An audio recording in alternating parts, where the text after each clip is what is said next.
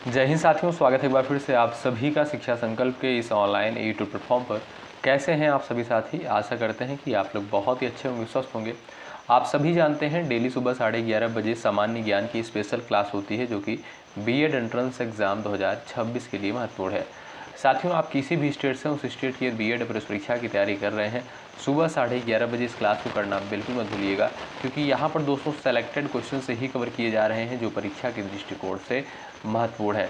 पिछले साल का आप लोग पेपर उठाकर देखेंगे, पाएंगे कि इसी पैटर्न पर सवाल पूछे गए हैं पेपर में। तो आइए शुरुआत कर लेते हैं बिना किसी देरी के। पूरे धैर्य के साथ बने रहिएगा और हर एक क्वेश्चन का आंसर भी कमेंट बॉक्स में देते हुए चलिएगा, और जो भी पॉइंट्स मैं आपको बताऊंगा उन सारे पॉइंट्स को भी नोट ज़रूर करिएगा। भारत एक राज्यों का संघ होगा, यह किस अनुच्छेद में वर्णित है? इस पर डबल स्टार लगाइए, ये सवाल जो है आपका पेपर में आ चुका है। साथियों, अगर बात करें हम अनुच्छेद 1 की, तो अनुच्छेद 1 के अंतर्गत कहा गया है कि भारत जो है एक राज्यों का संघ होगा। ठीक है साथियों। और बात करें वर्तमान समय में भारत में कुल कितने राज्य हैं? आप कहोगे सर 28 राज्य हैं। कितने केंद्र शासित प्रदेश हैं? आप कहोगे सर 8 जो है केंद्र शासित प्रदेश हैं। ठीक है, ए ऑप्शन आपका करेक्ट है। अगला सवाल देखो भाई, बुद्ध ने अपना प्रथम उपदेश जो है कहाँ पर दिया था? एक बार सभी प्यारे दोस्त आंसर करेंगे, और बड़ा ही इम्पोर्टेंट सवाल है साथियों। गौतम बुद्ध से संबंधित पेपर में सवाल जो है बनता है, तो आप लोग जो जो पॉइंट में बताऊंगा उन सारे पॉइंट्स को आप लोग ज़रूर नोट करिएगा। साथियों, अगर बात करें हम गौतम बुद्ध की, तो गौतम बुद्ध का जन्म कब हुआ था? 563 ईसा पूर्व में इनका जन्म जो है साथियों कहाँ पर हुआ था? लुम्बिनी में हुआ था। लुम्बिनी साथियों ये कहाँ पर स्थित है? ये वर्तमान में जो है नेपाल में स्थित है। ठीक है साथियों। और दोस्तों याद रखिएगा, यहाँ पर देखिए बोध गया दिया है, सारनाथ दिया है, कुशीनगर दिया है, वैशाली दिया है। देखिए बात करें अगर बोध गया की, तो साथियों गौतम बुद्ध को ज्ञान की प्राप्ति कहाँ पर हुई थी? बोध गया में। और ज्ञान की प्राप्ति की ही घटना को क्या कहा जाता है? निर्वाण कहा जाता है। क्या? निर्वाण कहा जाता है। सारनाथ की बात करें साथियों, तो गौतम बुद्ध ने जो है अपना प्रथम उपदेश दिया था सारनाथ में। ठीक है साथियों। और जो साथियों इन्होंने अपना प्रथम उपदेश दिया है था, इस घटना को क्या कहते हैं? धर्म चक्र प्रवर्तन के नाम से जानते हैं। बात करें साथियों कुशीनगर की, तो कुशीनगर या कहीं कहीं आपको लिखा मिलेगा कुशीनारा। ठीक है, तो यहाँ पर साथियों इनकी मृत्यु हुई थी, यानी इन्होंने अपना शरीर जो है त्याग दिया था, और इस घटना को साथियों महापरिनिर्वाण कहा जाता है बौद्ध धर्म में। ठीक है भाई, आगे बढ़े। अगला सवाल देखिए, मॉन्टेग्यू चेम्सफोर्ड सुधार किस वर्ष लागू किए गए थे? बताएं। 1909 में, 19 में, 35 में, और आपका दिया है 1947 में। तो आप सभी दोस्त याद रखें, यहाँ पर जो आपका बी ऑप्शन दिया है 1919 बिल्कुल करेक्ट आंसर हो जाएगा। अगला सवाल, कंचनजंगा पर्वत शिखर किस देश में स्थित है? क्वेश्चन नंबर 4 का आंसर करें आप लोग। चलिए, भारत नेपाल सीमा भूटान। तो आप लोग बताइएगा, कोशिश करिएगा आंसर देने के लिए। चलिए भाई साथियों, आप देखिएगा जो कंचनजंगा पर्वत है ये साथियों आपका भारत नेपाल सीमा पर स्थित है। सी ऑप्शन आपका बिल्कुल करेक्ट आंसर हो जाएगा।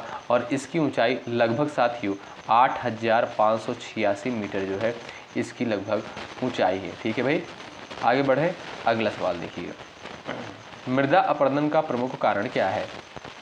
वर्षा वनों की कटाई, मृदा संरचना, अधिक सिंचाई। क्वेश्चन नंबर 5 है, ये भी आपकी परीक्षा के दृष्टिकोण से महत्वपूर्ण सवाल है, बताएं।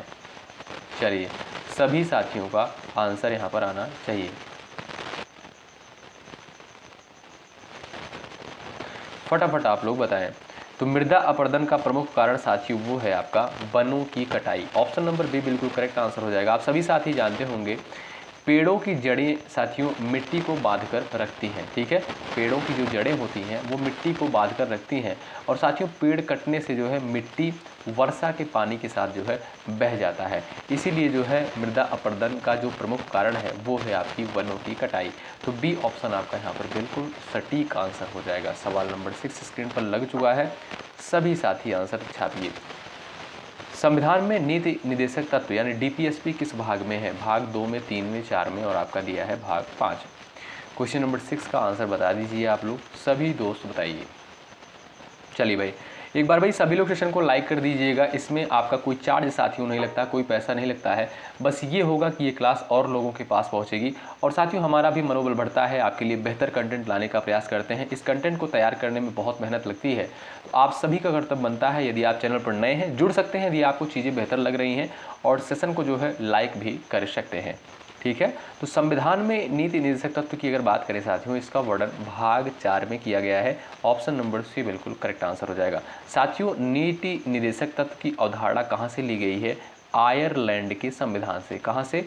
आयरलैंड के संविधान से।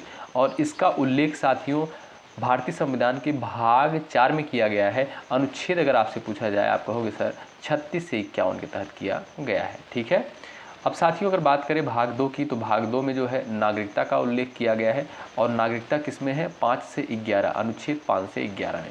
और भाग 3 में साथियों क्या है? भाग 3 में जो है मौलिक अधिकार है। क्या? मौलिक अधिकार है, और मौलिक अधिकार जो है 12 से 35, अनुच्छेद 12 से 35 में इसका उल्लेख किया गया है। भाग 5 में आप लोग बताइएगा किसका उल्लेख है, देखते हैं किसका आंसर आता है। अगला सवाल, अनुच्छेद 356 किससे संबंधित है? बताइए, अनुच्छेद 356 जो है किससे संबंधित है? सभी साथियों का आंसर आना चाहिए, बड़ा इंपॉर्टेंट सवाल है परीक्षा की दृष्टिकोण से। बताएं, कोशिश करें फटाफट आप लोग आंसर देने के लिए। अनुच्छेद 356, राष्ट्रपति शासन, आपातकाल, वित्त आयोग, राज्यपाल के अधिकार। साथियों आप लोग जानते होंगे भाई, भारतीय संविधान में आपातकाल संबंधित व्यवस्थाएं करी गई हैं। तो देखिए 3 प्रकार के आपके आपातकाल होते हैं। एक आपका होता है साथियों राष्ट्रीय आपात। क्या? राष्ट्रीय आपात होता है। एक आपका राष्ट्रपति शासन होता है साथियों। एक आपका होता है वित्तीय आपात। तो साथियों जो राष्ट्रीय आपात है ये आपका अनुच्छेद 352 के तहत आता है, और जो राष्ट्रपति शासन है साथियों ये आपका अनुच्छेद 356 के तहत आता है, और वित्तीय आपात की बात करें ये आपका अनुच्छेद 360 के तहत आता है। इन तीनों आर्टिकल को आप लोग घोल के पी जाइएगा, बहुत ही महत्वपूर्ण है। ठीक है भाई, तो आप लोग याद रखें। आगे बढ़े भाई, चलिए। अच्छा साथियों, आपातकाल संबंधित व्यवस्था जो है ये किस देश के संविधान से ली गई है? ये भी याद रखें आप लोग, जर्मनी के संविधान से ली गई है। जर्मनी के संविधान से ली गई। भाई देखिए, मैं जितने पॉइंट्स आपको बता रहा हूँ बहुत महत्वपूर्ण है, प्रश्न यहीं से बनते हैं। अगला सवाल देखो, मानव भूगोल की शुरुआत किस विद्वान ने की थी? बताएं, फटाफट आंसर छाप दीजिए आप लोग भाई, देखते हैं किसका आंसर आता है।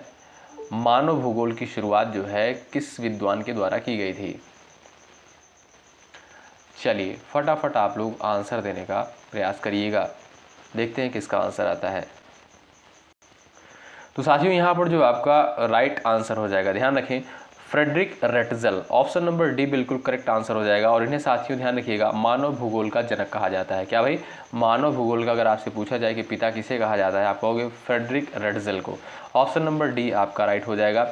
वैश्विक गर्मी का प्रमुख कारण क्या है? बताएं। चलिए, ओजोन क्षरण, कार्बन डाइऑक्साइड की अधिकता, सौर विकिरण, समुद्री प्रदूषण। बताएं आपका सही उत्तर क्या है? एक बार सभी दोस्त आंसर देने का प्रयास करें। चलिए, आपका राइट आंसर क्या हो जाएगा? आप सभी भाई जानते होंगे, वैश्विक गर्मी का जो प्रमुख कारण है साथियों, कार्बन डाइऑक्साइड की अधिकता। ऑप्शन नंबर बी बिल्कुल करेक्ट आंसर हो जाएगा। अगर साथियों आपसे पूछा जाए कि कार्बन डाइऑक्साइड की मात्रा वायुमंडल में कितने % है, क्या आप बता सकते हो? ध्यान रखें साथियों, 0.03% जो है कार्बन डाइऑक्साइड मौजूद है वायुमंडल में। और अगर बात करें साथियों ऑक्सीजन की, आप सभी जानते होंगे 21% है। और अगर बात करें साथियों यहाँ पर नाइट्रोजन की, 78% है। ठीक है, तो सबसे अधिक मात्रा में कौन सी गैस पाई जाती है वायुमंडल में? 78% पाई जाती है नाइट्रोजन। ठीक है, तो ये भी याद रखें आप लोग। अगला सवाल देख लीजिए, भारतीय राष्ट्रीय कांग्रेस का पहला अधिवेशन किसकी अध्यक्षता में हुआ था? छाप दीजिए आप लोग आंसर फटाफट भाई, देखते हैं किसका किसका आंसर आता है। भारतीय राष्ट्रीय कांग्रेस का जो है पहला अधिवेशन किसकी अध्यक्षता में हुआ था? चलिए, तो WC बनर्जी की अध्यक्षता में साथियों बी ऑप्शन आपका बिल्कुल करेक्ट आंसर हो जाएगा। अच्छा साथियों, भारतीय राष्ट्रीय कांग्रेस की स्थापना कब हुई थी? तो याद रखें भाई, 28 दिसंबर 1885 को जो है 28 दिसंबर 1885 को भारतीय राष्ट्रीय कांग्रेस की स्थापना हुई थी। कहाँ पर साथियों? मुंबई में हुई थी। ठीक है, और इसकी स्थापना किसके द्वारा करी गई थी दोस्तों? A.O. ह्यूम के द्वारा। किसके द्वारा? A.O. ह्यूम के द्वारा जो है कांग्रेस की स्थापना करी थी। ठीक है, और इसके साथियों प्रथम अध्यक्ष कौन थे? W.C. बनर्जी थे। ऑप्शन नंबर बी करेक्ट है। सविनय अवज्ञा आंदोलन जो है कब प्रारंभ हुआ था? छाप दीजिए फटाफट आंसर भाई, बताएं आपका राइट आंसर क्या है। सविनय अवज्ञा आंदोलन कब प्रारंभ हुआ था? 1930 में, 20 में, 42 में, 1919 में? आपका सटीक आंसर हो जाएगा साथियों 1900 कब भाई? 1930 में। ठीक है, सविनय अवज्ञा आंदोलन कब प्रारंभ हुआ था? 1930 में। ए ऑप्शन आपका यहाँ पर बिल्कुल करेक्ट आंसर हो जाएगा। अगला सवाल देखिए 12 नंबर का, भारत का सबसे ऊंचा जलप्रपात कौन सा है? चलिए छाप दीजिए सब लोग आंसर भाई। सबसे ऊंचा जलप्रपात जो है आपका कौन सा है और ये कहाँ पर है और किस नदी पर स्थित है, इसकी ऊंचाई कितनी है, ये सारे पॉइंट्स आप लोग बताएंगे अगर आपको पता हो। नहीं पता तो हम तो बताएंगे ही भाई। चलिए बात करें साथियों, भारत का जो सबसे ऊंचा जलप्रपात है वो है आपका जोग जलप्रपात। क्या भाई? जोग जलप्रपात। और ये कहाँ पर स्थित है? कर्नाटक राज्य में स्थित है। कहाँ पर? कर्नाटक राज्य में स्थित है। किस नदी पर स्थित है साथियों? शरावती नदी पर स्थित है। शरावती नदी पर स्थित है। और इसकी ऊंचाई यानी जोग जलप्रपात की ऊंचाई साथियों कितनी है? 253 मीटर, लगभग 253 मीटर है। तो यहाँ पर भाई आपका ऑप्शन नंबर सी बिल्कुल राइट है। अगला सवाल देखिए, लोकसभा को भंग करने का अधिकार किसके पास है? क्वेश्चन नंबर 13 का आंसर बताइए।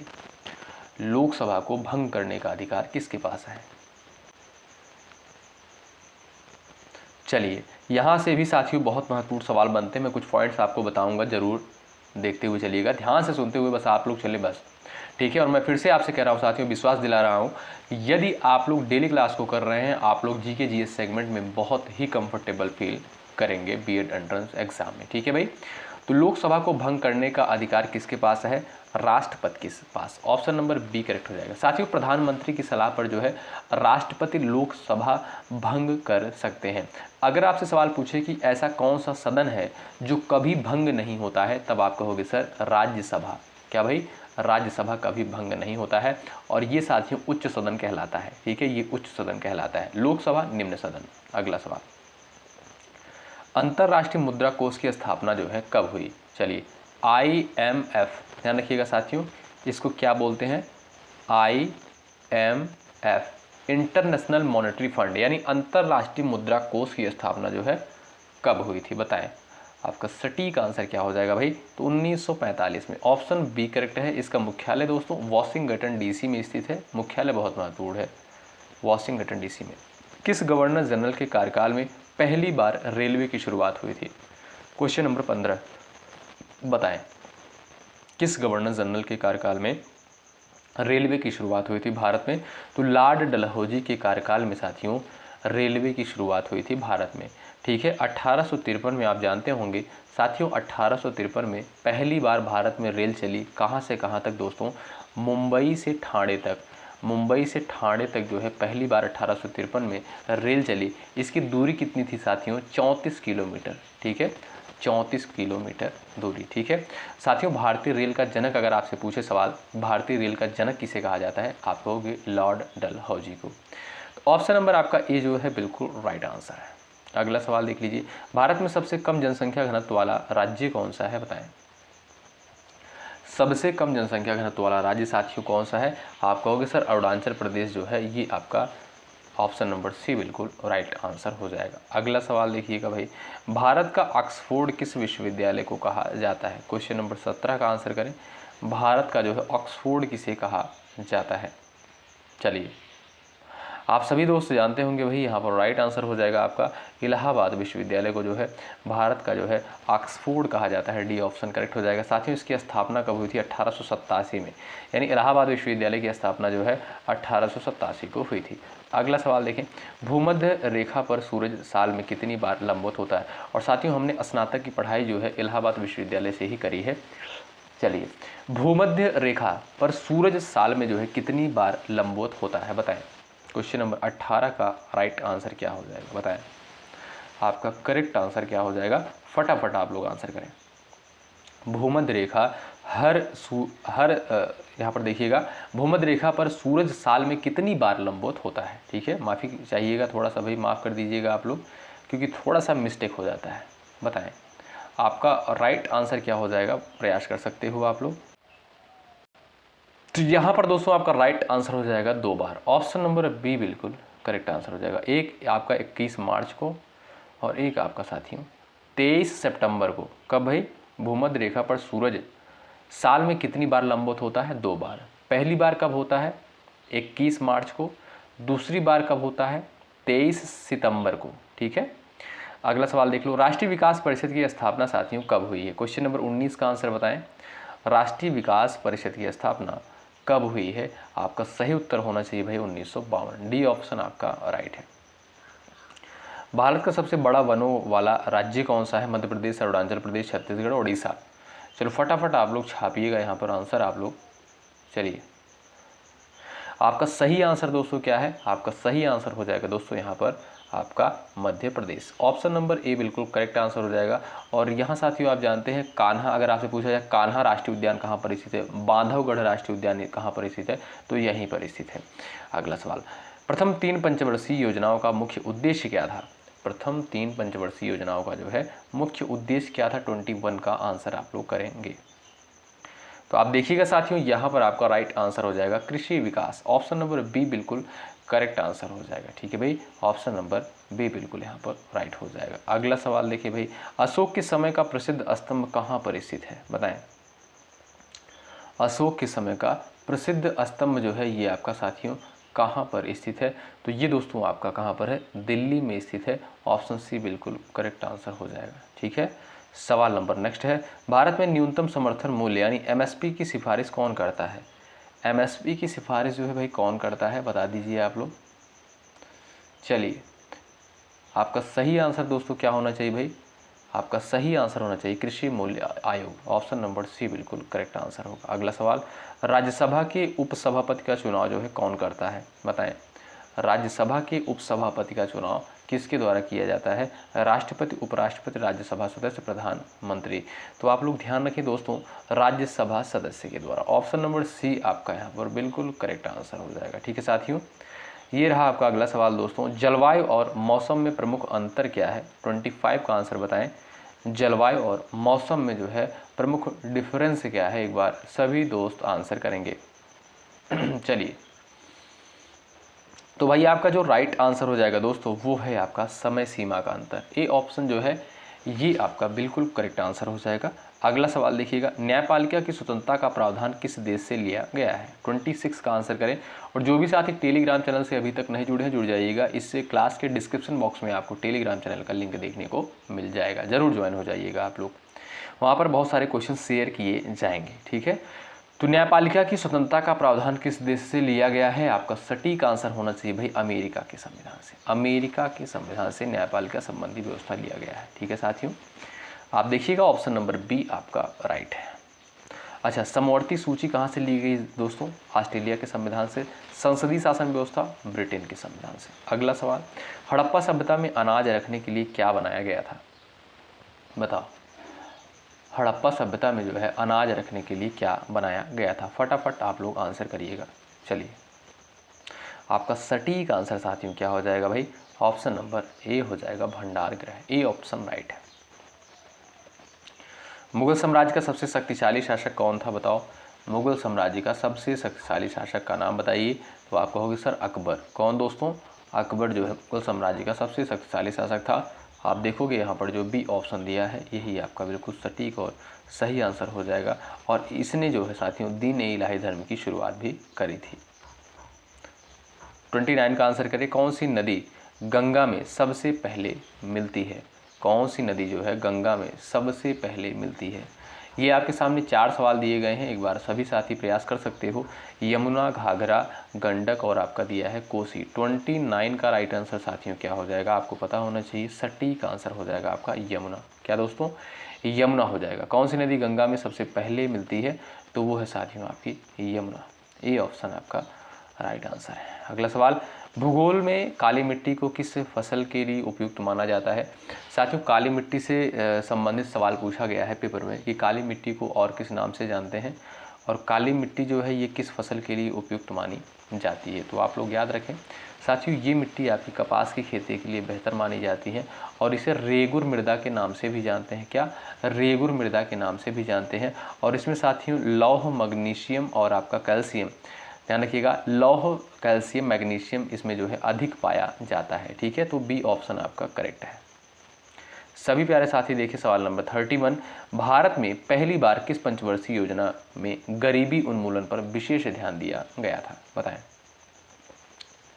चलिएगा, तीसरी, चौथी, पांचवी और आपकी छठी, तो 5वीं पंचवर्षीय योजना के तहत ऑप्शन नंबर सी बिल्कुल करेक्ट आंसर है। ठीक है साथियों, अगला सवाल, किस अनुच्छेद में लिखा गया है कि भारत एक जो है संघ होगा? 32 का आंसर बताएं। भारत जो है एक संघ होगा। अभी साथियों ये पहला क्वेश्चन रिपीट हुआ है, ध्यान से देखें। तो अनुच्छेद में लिखा गया भारत एक राज्यों का संघ होगा, अनुच्छेद 1 में लिखा गया है। ठीक है, ए ऑप्शन राइट है। अंग्रेजों भारत छोड़ो आंदोलन किस वर्ष प्रारंभ हुआ? बताओ। भारत छोड़ो आंदोलन साथियों कब प्रारंभ हुआ था और ये आंदोलन जो है इस आंदोलन की शुरुआत किसके द्वारा करी गई थी, ये भी आप लोग बता सकते हो। तो याद रखिए भाई 8 अगस्त 1942 को। कब साथियों? 8 अगस्त 1942 को जो है इस आंदोलन की शुरुआत करी गई थी। किसके द्वारा? महात्मा गांधी के द्वारा। क्या भाई? महात्मा गांधी के द्वारा। ऑप्शन नंबर सी बिल्कुल राइट है। अगला सवाल देख लीजिए, भारत में प्रथम जनगणना जो है कब हुई थी? 34 साथियों आप लोग आंसर करिएगा क्वेश्चन नंबर 34 का। भारत में जो है प्रथम जनगणना कब हुई थी? इसका सही उत्तर क्या हो जाएगा दोस्तों, बताएं। तो साथियों प्रथम जनगणना जो हुई थी वो हुई थी आपकी कब भाई? एक बार प्रयास करिएगा, 1872 में। कब दोस्तों? 1872 में। आपका ए ऑप्शन जो है यही बिल्कुल राइट आंसर हो जाएगा। ठीक है, ए ऑप्शन आपका करेक्ट है। अगला सवाल, चलिए क्वेश्चन नंबर 35 का आंसर करें। संसद में धन विधेयक जो है कौन पेश करता है? आपका सही आंसर क्या हो जाएगा? 35 का आंसर करें आप लोग। चलिएगा, आपका राइट आंसर साथियों क्या हो जाएगा? राष्ट्रपति, वित्त मंत्री, प्रधानमंत्री, लोकसभा स्पीकर। ऑप्शन नंबर आपका बी करेक्ट हो जाएगा साथियों। वित्त मंत्री के द्वारा जो है धन विधेयक को पेश किया जाता है संसद में। बी ऑप्शन आपका राइट है। तो भैया आगे बढ़े, अगला सवाल देखते हैं हम लोग। भाई सवाल नंबर आपके सामने है 36, मनुष्य द्वारा निर्मित सबसे लंबी दीवार कौन सी है? तो भाई सबको पता होगा चीन की दीवार है। ऑप्शन नंबर बी जो है यही आपका बिल्कुल सही उत्तर हो जाएगा। कितनी भाई? ऑप्शन नंबर बी बिल्कुल करेक्ट आंसर हो जाएगा। इसकी लंबाई साथियों कितनी है? 21,196 किलोमीटर। ठीक है, आगे बढ़ें, अगला सवाल देखिएगा, ये रहा आपके सामने। भारत में पहला आईआईटी किस शहर में खोला गया था?